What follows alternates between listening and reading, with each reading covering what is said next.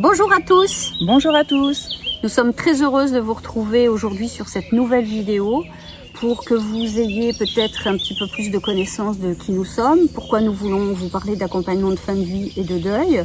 Pour nous présenter un petit peu, savoir qui on est, alors moi je suis Nathalie, donc je suis professeure des écoles et j'ai eu un accident de voiture en 2019 qui m'a amenée en fait à me questionner un peu sur le sens que j'avais envie de donner à ma vie et puis surtout à ma carrière professionnelle. Et j'ai rejoint en fait une association de bénévoles d'accompagnement en soins palliatifs et j'interviens dans une USP, une unité de soins palliatifs, depuis maintenant 2 ans et demi. C'est toujours en fait l'occasion de rencontres assez fortes et intenses. C'est une expérience bouleversante aussi.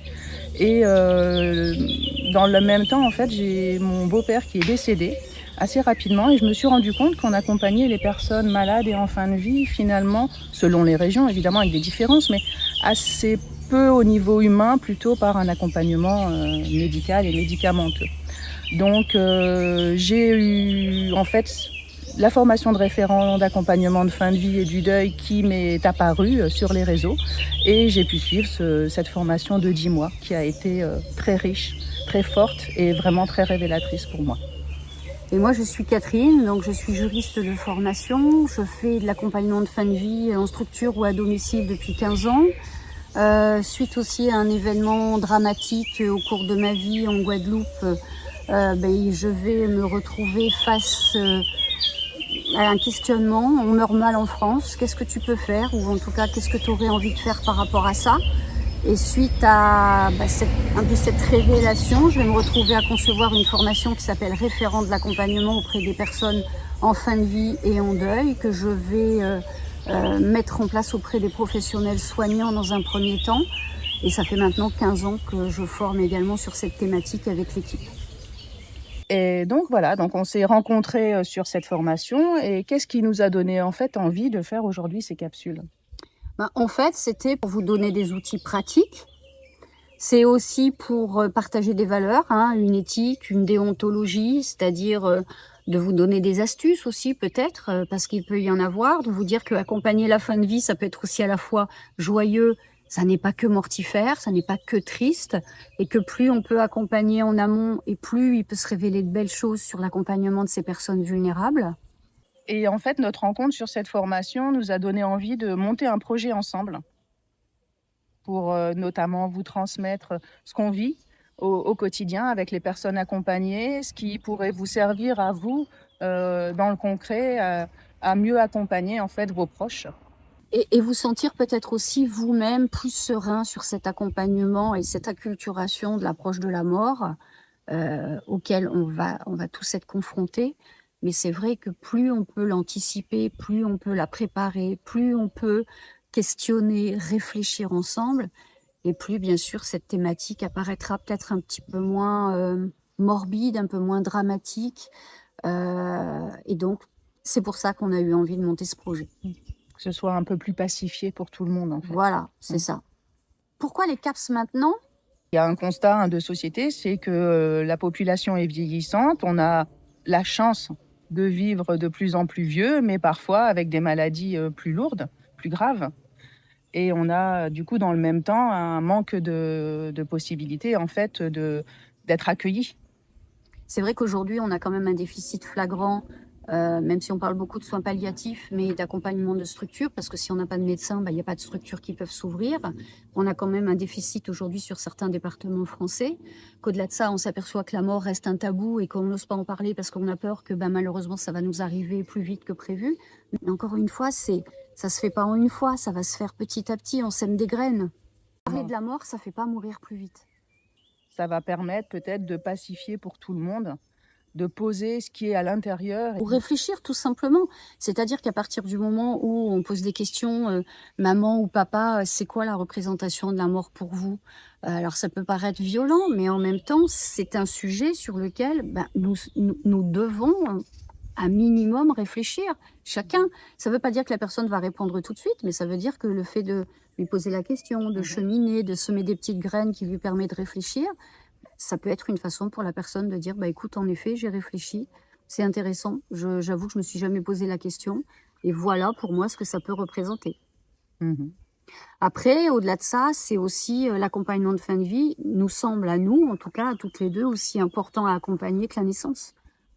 Oui, c'est vrai qu'en général, on accompagne très bien la naissance. Il y a les sages-femmes, il y a les cours de préparation à l'accouchement, il y a beaucoup de littérature, mais on n'accompagne pas la mort. Donc il y a quelque chose à faire et il y a quelque chose à soutenir, surtout. Et puis aujourd'hui, il y a une évolution de la loi, hein, du Ouais. cadre légal, et ce qui fait qu'à l'heure d'aujourd'hui, on ne sera plus sur la loi Leonetti ou pas totalement, de 2016, et ça veut dire qu'on va devoir aussi s'adapter à cette nouvelle loi qui va se mettre en place une fois qu'on aura le décret d'application, et ça veut dire c'est qu'est-ce qu'on en fait? Comment on l'applique? Quelle réflexion on va avoir? Quelle éthique et quel positionnement ou posture professionnelle on va avoir par rapport à ce qui va être, en tout cas, mis en place, d'un point de vue légal. Oui, que ce soit sur les 2 versants, en fait. À la fois pour les soins palliatifs, qu'est-ce qu'ils vont devenir? Est-ce qu'ils vont être développés? Est-ce qu'il y aura plus de moyens?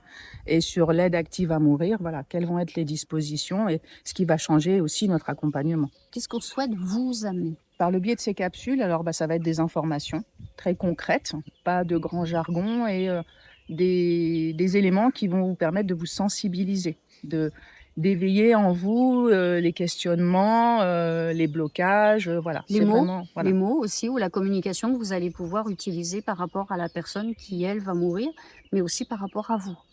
L'objectif, c'est aussi de vous transmettre des outils. On a des jeux de cartes aujourd'hui qui parlent de la fin de vie. On peut aussi vous parler, enfin, de vous amener ce qu'on appelle l'échelle de la douleur, voilà, puisque du coup, de dissocier douleur et souffrance, qu'on verra aussi Ça va sur être une prochaine capsule. C'est également rendre accessible l'accompagnement de la fin de vie à chacun d'entre vous, c'est-à-dire à partir du moment où vous réfléchissez déjà sur cette thématique, c'est que forcément déjà ça vous questionne. Donc encore une fois, nous ne sommes pas des sachants. L'objectif, c'est de pouvoir réfléchir ensemble sur qu'est-ce que vous souhaitez, vous, mettre en place par rapport à l'accompagnement de votre proche que vous allez peut-être devoir faire, ou peut-être par rapport à votre propre situation, si vous souffrez d'une maladie incurable, ou en tout cas à l'heure d'aujourd'hui en phase terminale, ou en tout cas aggravée. Qu'est-ce que vous souhaiteriez qui se mette en place? À qui vous souhaiteriez parler? Comment vous souhaiteriez parler? Que ce soit de votre colère également ou de vos peurs, ce qui est normal. Et donc à partir de là, de vous accompagner sur ce cheminement.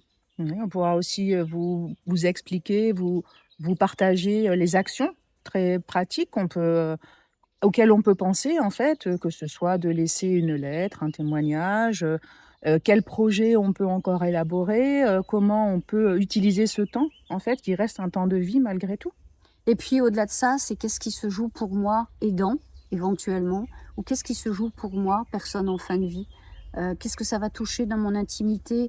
Qu'est-ce qui me rend vulnérable?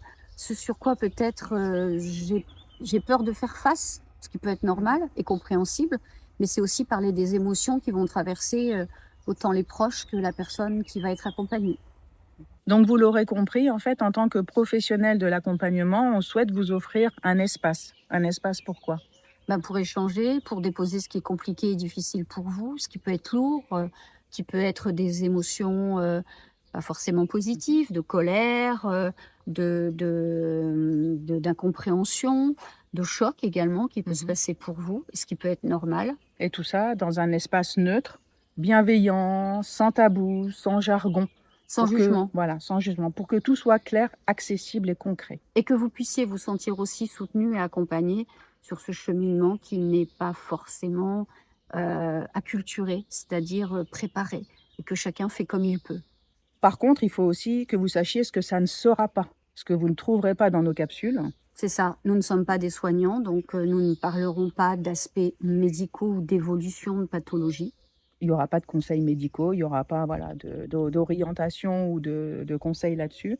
Ce n'est pas une formation non plus, c'est-à-dire que on va vous donner bien sûr des éléments, de la réflexion, des outils, un questionnement, des informations pratico-pratiques, mais ce n'est pas une formation à proprement parler. Voilà, il y aura des éléments justement de cette formation que tu as conçue et que moi j'ai suivie parce qu'elle est riche et c'est important de la partager aussi avec vous. Surtout, cette formation n'est pas non plus la vérité. C'est l'appropriation que nous nous sommes faites, Nathalie et moi, au cours de nos prises en charge, au cours de nos accompagnements, au cours de nos propres réflexions, au cours aussi de notre évolution à nous par rapport à l'accompagnement que moi j'ai pu faire il y a 15 ans et que je peux faire à l'heure d'aujourd'hui, qui n'est plus forcément le même.